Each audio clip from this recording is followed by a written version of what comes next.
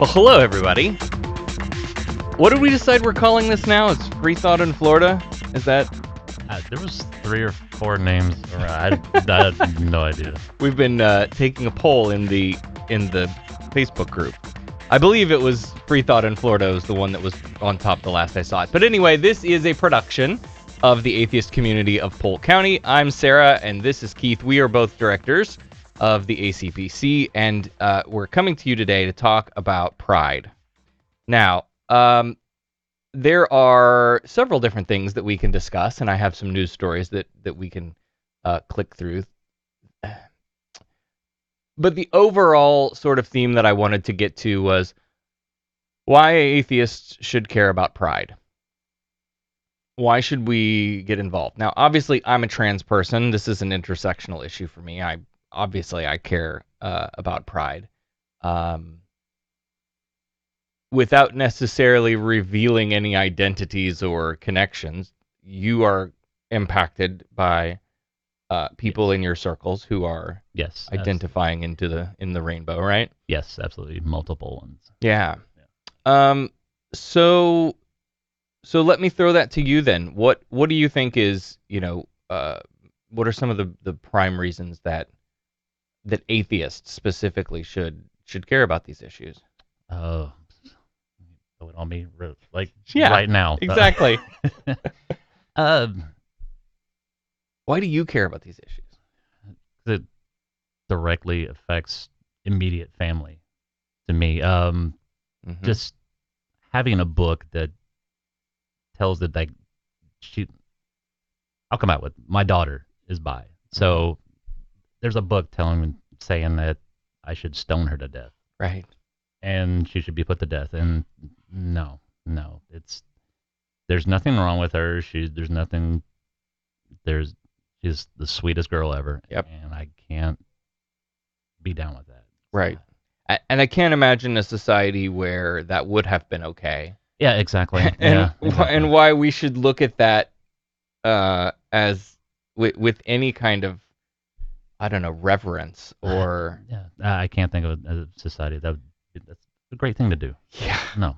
So for me, I think, and gosh, we talk about this a lot. We talked about it a little bit in our last educational meeting, about what is an atheist issue, right? And when you start peeling back the layers, the short of that is people often think when you say atheist issue, they think like Ten Commandments monument on the Capitol lawn, or various church-state separation things, prayer before city council meetings. But then you look at there's a whole other list of things like reproductive rights and death with dignity and LGBTQ rights. And are those atheist issues? And the question that we have to ask ourselves is, who's behind it? Who's the opposition to?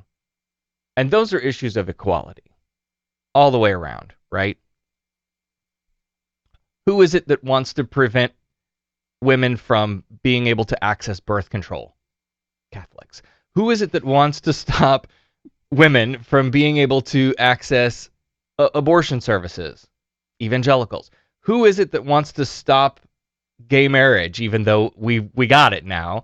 But it's still in their playbook. Yes. Yeah. Like we do not agree with the Obergefell ruling or whatever. Like their hope is to turn that around.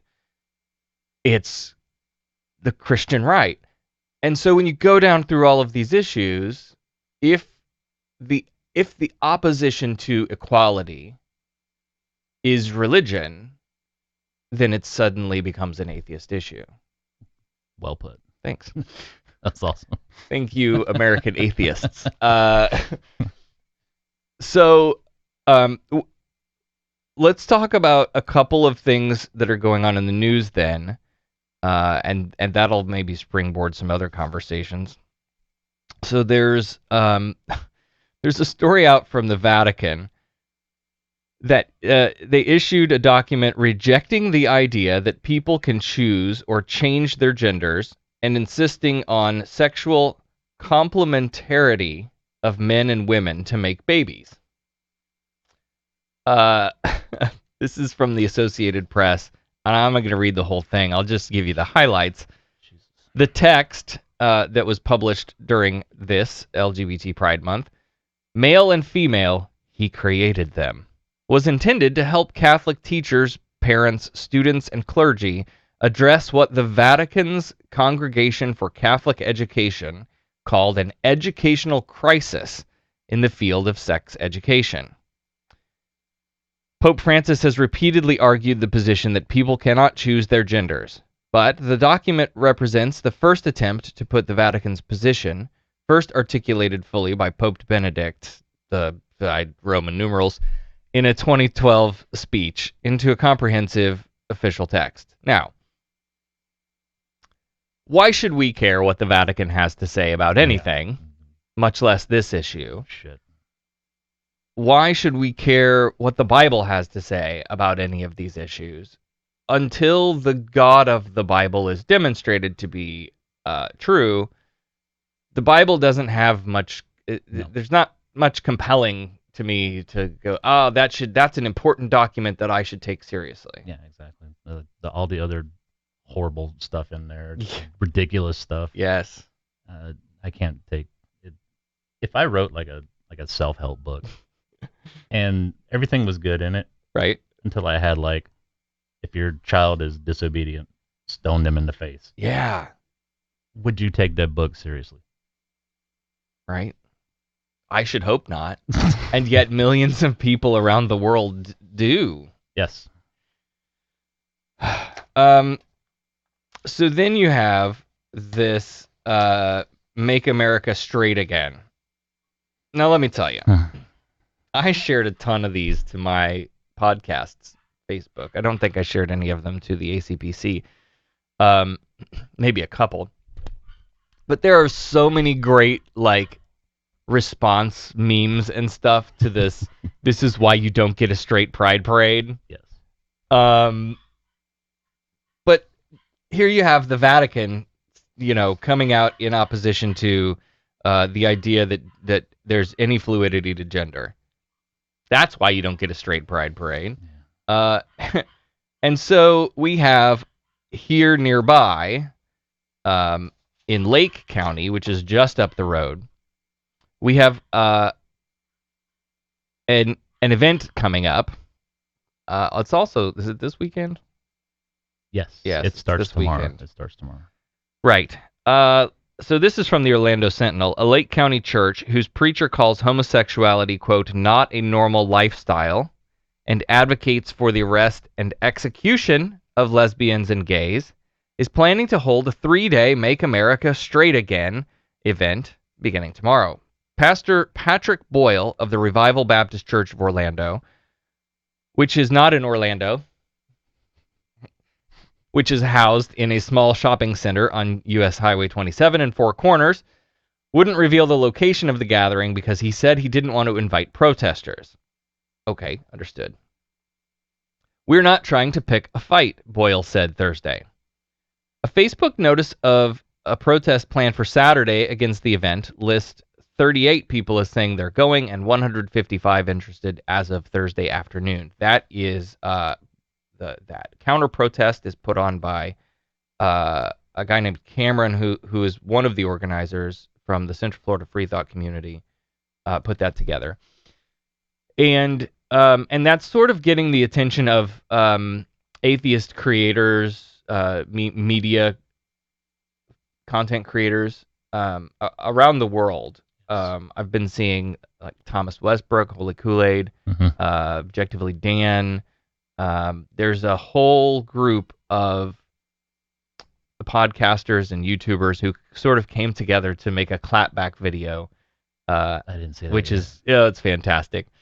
And their idea is, like, we have to respond to this because they're talking about bringing in, and I don't think the article names who these terrible people are, but Stephen Anderson. Yes, Pastor Stephen Anderson, who's a notorious hate preacher who screams and pounds the pulpit about gays, and he was the one that said if there was a button that would kill all the homosexuals, he would pound it until it crushed into pieces. Yep.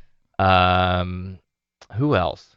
Do you remember? There were others. I think there's 2 or 3 others. I can't remember the names, but I did watch a few of the videos today, and they're kind of along. They're all along the same lines as Steven Anderson. They kind of, I don't. They mirror each other. Yeah. So they're all awful people. Right. And this is a specific brand, right, of Christianity. Often we'll get the question, are you anti-theists? Are you against the church? Are you trying to take my religion away? And there's a nuanced answer to that. It's not necessarily yes or no. I'm kind of an anti-theist in that I see beyond this sort of thing just the magical thinking involved and how that creates harm in other areas of society and life. So I'm not a big fan of that.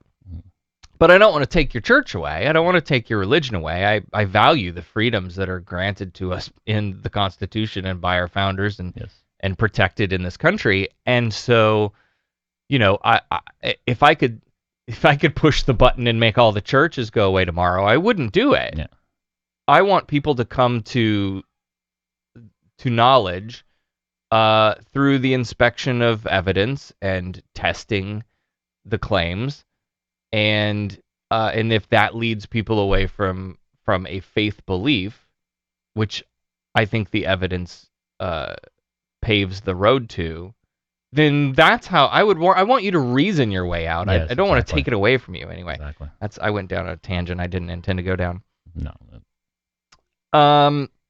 An organizer posted about hoping for, back to the article, about hoping for at least a small band of us to stand outside the church in a firm yet loving opposition to blatant discrimination and intolerance. So that's the counter protest, and we've been sharing that link on our social media. And I'm not sure how many people will show up for that. I don't know if, again, is the primary protest actually going to happen outside the church? Did they change the location to get away from the counter protest? Not sure all of those details. The video I saw today for the conference, the last video said a couple hundred people may show up to his conference. I'm hoping more protests than that. Right. And I hope, as it's called for here, that there's not violence, that there's not, if we're going to do this, we need to do it the right way. And as much as I hate the toxic garbage that these people are spewing, that doesn't give you the right to go punch a Nazi, basically, or throw a milkshake, or whatever it is that the kids are doing these days, right? Is it milkshaking? Yes, milkshaking. So we'll carry on the article here. The Lake County Sheriff Office rejected a request from Boyle to hire off-duty deputies to work security at the event because the conference disparages gays. Quote, "It looks like a hate group, and we decided we didn't want to be involved," Lieutenant John Harrell said. "We reserve the right to turn down a request to hire off-duty deputies for any reason or no reason." End quote.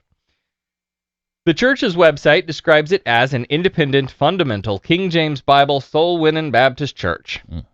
The church, which is less than a mile north of U.S. Highway 192, is affiliated with the New Independent Fundamental Baptist Movement, quote, "a title to identify churches and believers from around the world who take the Word of God seriously," according to the group's website. Right, so fundamentalism is the literal interpretations of the words that were translated by scribes, that were translated from this language to that language, they were decided in a council which books were going to be in. Sorry, got off on another tangent again. Biggest game of telephone ever.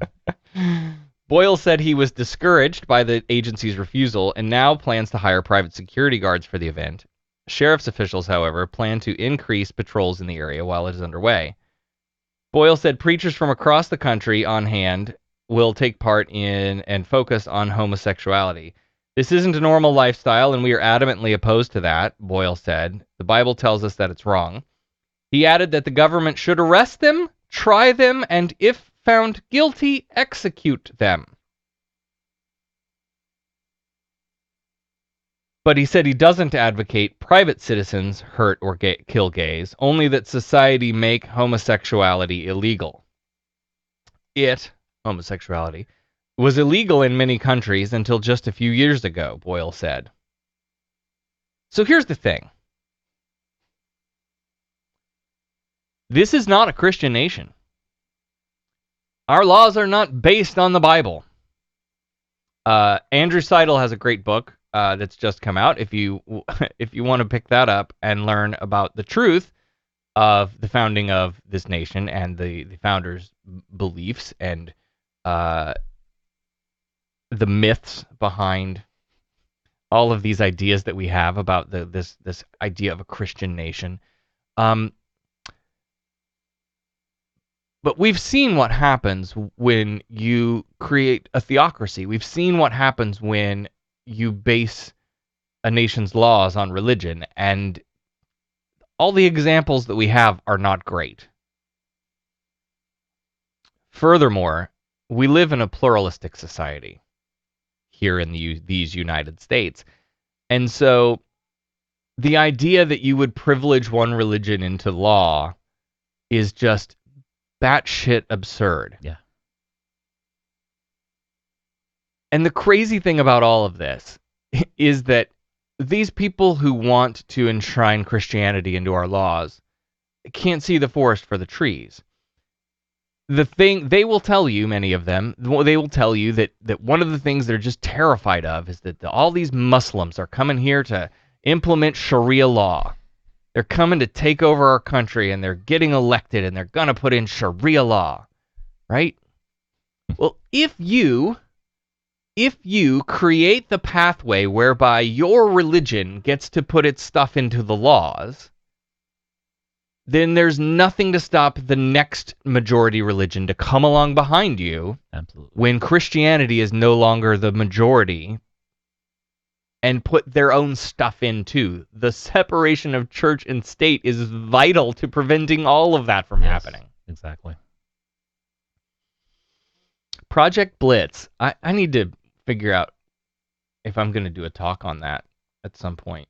At one of our meetings? I probably, yeah. Yeah. I probably will. This is a huge effort by the evangelical right, put on by the Congressional Prayer Caucus Foundation, and they're handwriting laws that have to be given out to state lawmakers that they can just tear out of the playbook and file onto the floor. And they're doing it. That's how we got In God We Trust in our schools. That's how we got, this year they tried to pass a Bible class in a high schools bill. It would have required all public high schools to offer a class studying the Old Testament and a class studying the New Testament as an elective. Not that makes it any better, and we can get into that at a later time. And all of that was filed by House of Representatives. I'm going to get the district wrong, but it's Kimberly Daniels, who's a Democrat out of Jacksonville area, has filed all of these bills. And Kim Daniels also happens to run a ministry where demonic possession is a normal thing. And yes, Demon Buster Daniels. Exorcisms and prosperity gospel and like faith healing and all of this stuff. And these bills just keep flooding into our state government because of this program called Project Blitz that hands them the book on how to do it, based on things that they've learned in other states and other laws that were successful. That's how RFRA worked, right? They tested the waters in a couple of places and saw what worked and what didn't, and then they tweaked it. And then this is how legislation works in general, but nothing on a scale like we've seen before. Yeah, I didn't know it went that deep until I saw your talk, and it's pretty scary. Yeah. And a lot of it has to do with the suppression of rights, the suppression of equality, the privileging of Christianity in our government, right? So a whole tract of this Project Blitz program says we're going to make it illegal. Let me say that the right way. We're going to make it legal for someone who runs an adoption agency to refuse to adopt a child to a gay couple, to a non-Christian couple, hell, to an interracial couple, to anything that can throw against the wall and pass the, well, see, this is my deeply held religious belief threshold, right? So it's the baker that doesn't want to make the cake for the gay wedding, expanded into adoption and housing and public accommodations and employment, and privileging Christians to be able to say, well, not you. And we tried that before. Turn to camera and make an appeal. We tried that before. If you close your eyes, you can probably still see the old black and white photos of the "No Negroes Allowed" sign outside of businesses. This is no different. This is the same tactics, the same plays, out of the same playbook, where they just took some white out over the word Negro and put in queer. That's it. That's all this is. It's the exact same methods and techniques that they're using to allow the same discrimination. How often was the Bible used to defend slavery in America? All the time. Because it does. Yeah. Yes, exactly. It does. The Bible clearly defends slavery. And so when you turn the page to the stone the gays section, now we can use that as our be able to license to discriminate. So I guess the point of all of that is just pay attention, because when the legislative session winds up again, you're going to see more of these bills get dropped in, and we have to be prepared to speak out about them as constituents, as voters, as people. And the appeal here is we should care about these issues, whether they impact us personally or adjacent within any 6 degrees of separation, right? Because it's the right thing to do, because it's about equal rights, because it's about equal access, it's about equality. Yes. Even if nobody in your family is gay, part of the LGBT community, you're going to come in contact with somebody, and they're not going to fit this mold that they're trying to put them in. Yeah. You know, like, you're going to know that they're not bad. So it's going to mess with you. So you can't, I don't know where I was going with that. I'm not good at this. Yeah. Practice makes perfect. No.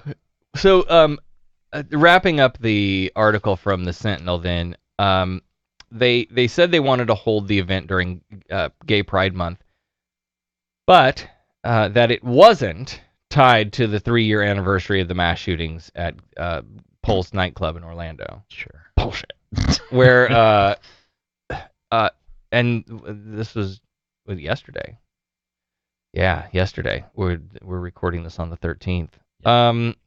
So yes, 3 years ago, and a gunman opened fire and killed 49 people and injured many more. No coincidence, huh? Well, they said it in a video that they were doing it for that reason. Sure. Yeah. And the media is so dumb. Like, you got to trust certain things, but then there's other things that happen that are said or happen, and you're like, you're not from around here, are you? Because they were talking about how, like, oh, well, this is held during Pride Month, which is, Orlando's celebrating this, whatever. And I'm like, Orlando Pride is in October. Like, the rest of us are celebrating Pride. We're all celebrating Pride this month, but if you're talking about the event where everyone comes to downtown Orlando, that's in October. Boyle said his church, made up of about 60 members, has received emails and calls in support of the rally, but he said he also has received hateful emails encouraging violence against him and his family. We're asking for a normal lifestyle of a husband and a wife and kids sitting around a dinner table, he said. But somehow, we're the ones who are weird. Oh, go have your... So let me just say, have your... Yeah, go have your family and shut up. Go have your vanilla family. Yeah, shut up about it. I don't care. Right.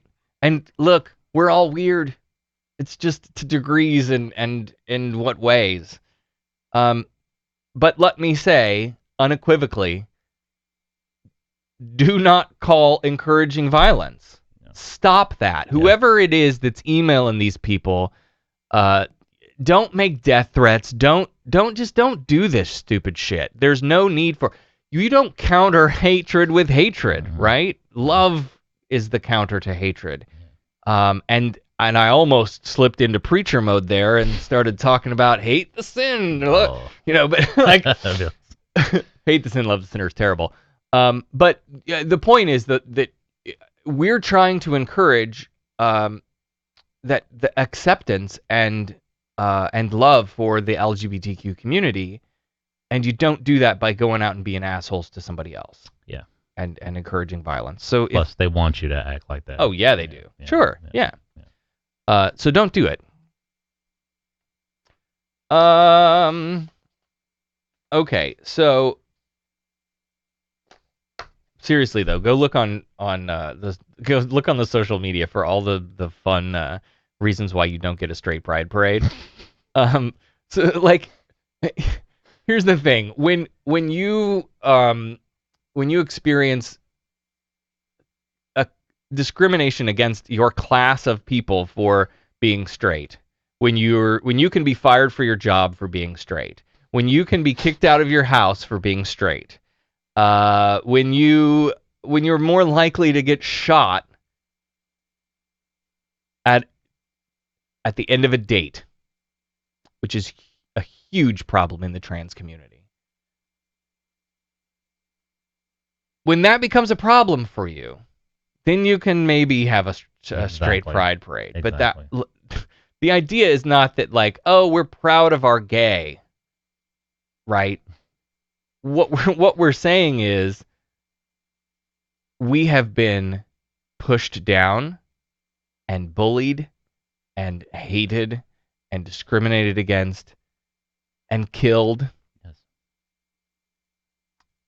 And that's not going to stop us. We are proud of who we are. And you can just sit down. You can sit down. It's an acknowledgement of overcoming struggle as a community, as individuals in our lives, for being who we are. That's it. Okay. So that said, don't go to this Make America Straight Again rally this weekend. Come hang out with us at Pride in the Park. So we are going to be in Lakeland at Pride in the Park with Polk Pride. We have, this is the first year the ACPC will be staffing a booth.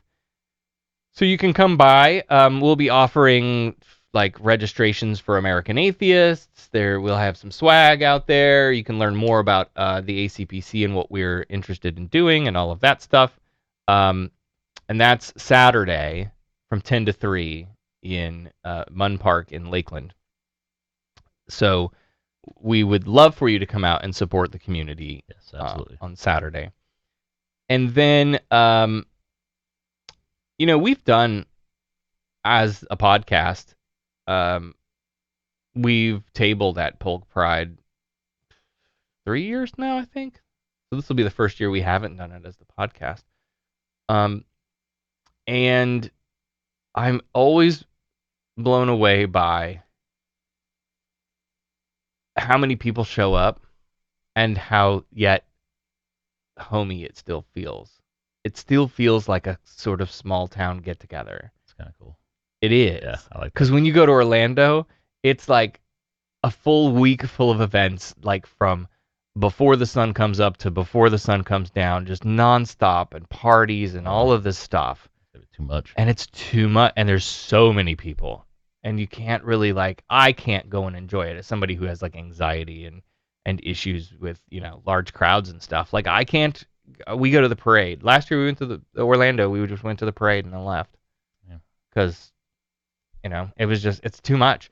And so Polk Pride is not at all like that. It is much more of a sort of small town feel. And the first year we were just shocked at the number of trans people that were out there, and Yeah. everybody's wearing capes and flags around their necks and shirts and buttons and stickers, and it's so much fun. Oh, that's awesome.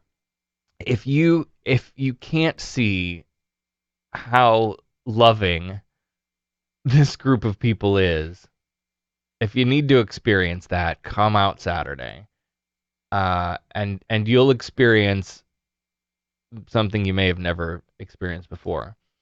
And This is my first one, so I'm excited. yeah, good, Yeah, it's my first one. great. And you're gonna be taking pictures and stuff too. Oh, right? absolutely, Yeah. absolutely. And let me also say, there are churches that come out and support this, the community and this event, and they set up their booths and their tables and send this message of acceptance. And that could be a topic for another time, because I think there's I'd love to a little sit and something in there. talk with them. Like, how do you get Yeah, to this point in the book, and do you just jump right over that? Like, right. I have said for a long time, if Christianity is going to stay relevant in our society, it will have to evolve. And this is one of those issues that I think they're absolutely, that they're going to have to evolve on. yes, for sure. And then finally, this month we have our educational meeting. That is, man, see that did both. I'm going to have to get this thing fixed up, because I've noticed a couple of things throughout the program that just catch my eye as a creator. That little word on the bottom there that I just made go away was one of them. The other thing. I didn't even see it. Anyway, You're fine. No. The other thing is I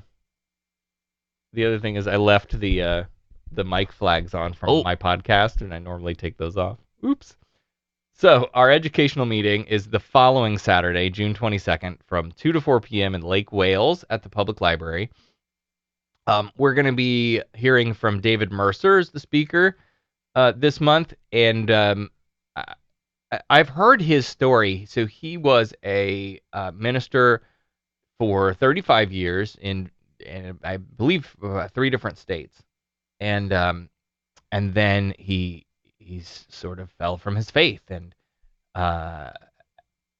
yet was still leading a church. And so he got involved with the Clergy Project, which is an amazing program that helps people who are still involved in church leadership that have come out from their belief, and sort of helps them through that process. It's a very sort of therapy. A lot of people in that project too. Yeah. So I've heard him talk about that, and that story is very interesting and compelling. So he'll probably, I'm sure, talk some about that, but then he's also going to talk about his talk is "I'm an atheist, now what?" And so the idea is, once we've decided, okay, I don't believe in this stuff, then what do we do with that, right? Because atheism, we claim, is the answer to the question, do you believe in gods? No, you're an atheist, right? But that doesn't tell you what I do believe in or value or hold to be true. And so what is that? Is it humanism? Is it something else? Does it matter that does it have a name? And then, what are we doing as atheists to build community, to sort of recreate maybe some of the things that church gets right? When somebody's sick, there's somebody from the church who will go, check on you and take care of you and get you anything you need and help you if your car breaks down and you need a ride to the doctor or whatever, right? Like the community thing. Yes. Churches do really well. Yeah, they do. If it just didn't have all that magic-y stuff, bootstrapped onto it. So, how do we do that? So he's going to talk about that sort of thing. So come out to see him talk. I think it'll be really great. I'm excited about this talk. I've read his blog, and it's very, very well written, and love his stuff. Yeah. All right. So I guess that'll do it for us, eh? I think that's did we cover it all? You got anything else you want to talk about? Nope. I'm good. All right. Well, we'll call that a wrap then. Keith, thanks for coming down and joining me on the yet to be named program still, Yeah. I think. We'll come up with next Freethought in Florida, maybe. Something like that. And we'll see you next time. We're going to talk about education and graduation and all kinds of fun stuff on the next one. So we'll see you next time.